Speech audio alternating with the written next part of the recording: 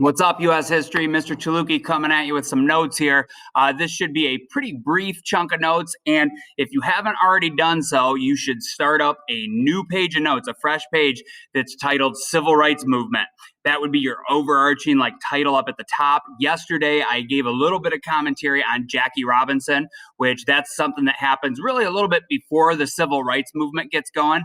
But I thought the whole Jackie Robinson and breaking the color barrier in baseball was a good starting point where it kind of lays the groundwork for just how society was so different in terms of attitudes towards race back a couple generations ago. So these notes would continue to be added to that. I really plan to right on through to spring break. So for the next week or so, anything we do is going to tie into civil rights as opposed to Cold War stuff for this time in history. Now, I want you to put in another heading today on that same page. So if you already started the notes, you don't need to start a new page. Just add on to your civil rights movement notes. And the next heading that I'm going to have you put in would be the Brown versus Board of Education decision. So you could just put Brown v. Board of Ed or something like that. And then I would want you to have some subpoints on it. And really, any of this stuff that I have as bullet points here would be kind of fair game for the quiz coming up or the exam questions. Now, I mark this as kind of I guess, the beginning of the civil rights movement, although that's kind of subjective and debatable. But this is a pretty big event. It's a landmark civil rights Supreme Court ruling that really kind of shakes America in 1954. So a couple key things for you. I'd want you to know Brown v. Board of Ed. Usually whenever you hear that verse in there, we're either talking about a fight, like a boxing match or something, or we're going to be talking about a Supreme Court, a court ruling. This is definitely a court ruling, okay? And I don't know what the most important Supreme Court decisions, I guess, are in U.S. history. Again, that would be kind of subjective, but I would definitely put this, at least from my perspective, on the top 10 list for all-time important Supreme Court rulings that really have a big impact on law in the school. Law regarding to schools, like just policy in the country, and it also has a huge cultural impact. Now, what happens in this decision? I'd want you to have a quick sum up, and remember, your notes, you don't have to write down every single thing I say, but you would want kind of a summation, and you want to put in some key points or some key phrases that would be like memory triggers for you. So I'd recommend definitely jotting some of this down. Now, where did this court case, where did the ball kind of get rolling at? Well, it was in Topeka, Kansas.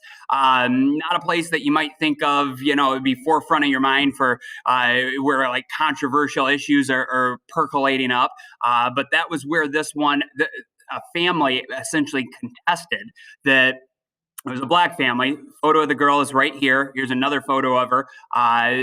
Her family was mad that she was getting kind of a substandard education because in the South and, quite a few places in the country, but for sure the whole Southern region, you had a policy that was called separate but equal. I don't have that up there, but I would definitely write that in there too. That had been the policy before this court ruling, that essentially what that meant was that you could have separate schools for blacks and whites, but they're supposed to be equal. Okay, so kind of a key legal phrase there, separate but equal. Brown versus Board of Education, this decision says we're not going to allow this separate but equal policy anymore. That's getting thrown out because what they found in the case was, yes, there are separate schools for blacks and whites in many parts of the country, but they're basically never equal. Okay, the white schools get better funding. They're going to have just a better educational system set up and more resources, and the black schools always get substandard education. So it doesn't mean that there weren't good black teachers or that there weren't quality black schools, but they just didn't have the resources and the financial support that the white schools would get. So they said it's separate, but it's really quite unequal. So anyway, this court decision, the Supreme Court says no more on that. We're getting rid of it. So, whenever there is a Supreme Court ruling like that, it's going to affect the whole country because the Constitution, even though states have a lot of leeway with what they can do and policies in Texas are going to look a lot different than policies in New York, there are certain overarching things that every American citizen is entitled to, like freedom of speech or the Second Amendment, the right to bear arms. Well, this is one of those type of rulings that's going to affect the whole country. Now, if up in the northern schools, the North is really kind of segregated too, but it typically wasn't in law. There weren't Jim Crow laws really up north, where in Michigan, you did have schools that are predominantly black and predominantly white, but there was no policy that said black and white kids can't go to the same school.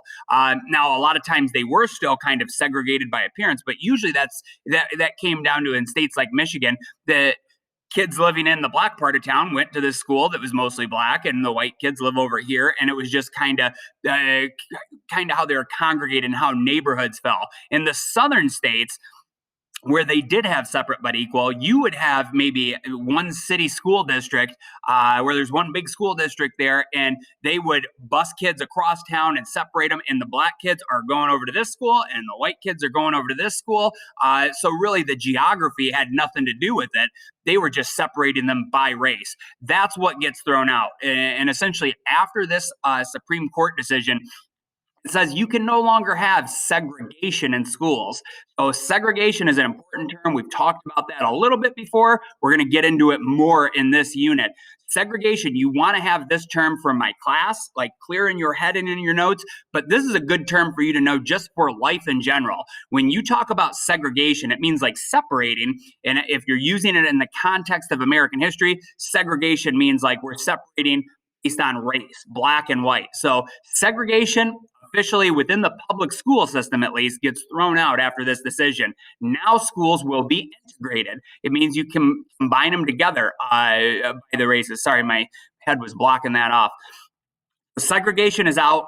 Integration is now going to be like the new policy. Now, this doesn't affect everything. Like buses, for example, down south, those are still segregated. Black people ride in the back, whites up front.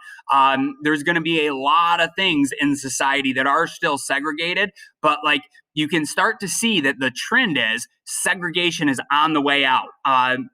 It was like the military was segregated in World War II. After World War II, that policy changes. And by this point in history, the military is now integrated. Blacks and whites served together. Major League Baseball was segregated. You had the white MLB, and then you had a separate, it was like the Negro League, it was called, or the Colored League is what they would call it at that time, where those players didn't make as much or get as much attention. Well, Jackie Robinson and Branch Rickey break down that color barrier in baseball. So now baseball is integrated. The next big thing that gets integrated is the public schools with this decision. Now, there is a backlash to it. A lot of people, mostly in the southern part of the country, those southern states that would have been the old Confederacy back in Civil War days, 100 years before this, there's a lot of whites down south that are up in arms and furious about this. You can find all kinds of like little YouTube snippets and clips of different southern politicians, governors and senators saying, I'll be damned if we're gonna integrate our schools. No way. And they're pushing back on it. But this is a Supreme Court ruling, and in some of the cases where southern governors refuse to comply, the president in the 1950s when this happens is Dwight Eisenhower, who had been our top general in World War II. He actually sends in the National Guard to make this happen because there's a lot of resistance. And then the next thing that we're going to get into is the kind of the single event that really sparks everything in the civil rights movement, which was the lynching and murder and trial of this young black kid, Emmett Till, while he's visiting family in the South. Many people, myself included, would say the lynching of Emmett Till and the trial afterwards received so much attention in national press and really was that spark that ignites the movement, because the year before that, the tensions had rose so much to a boiling point because of this big landmark Supreme Court decision. So if you listen to this whole video, hopefully it gave you some good stuff to put in your notes. Key things here, and there's probably, hint, going to be a handful of and exam questions in the near future that will come off of this one slide for you. So hopefully you got all that down. If you do have any questions, give me a holler.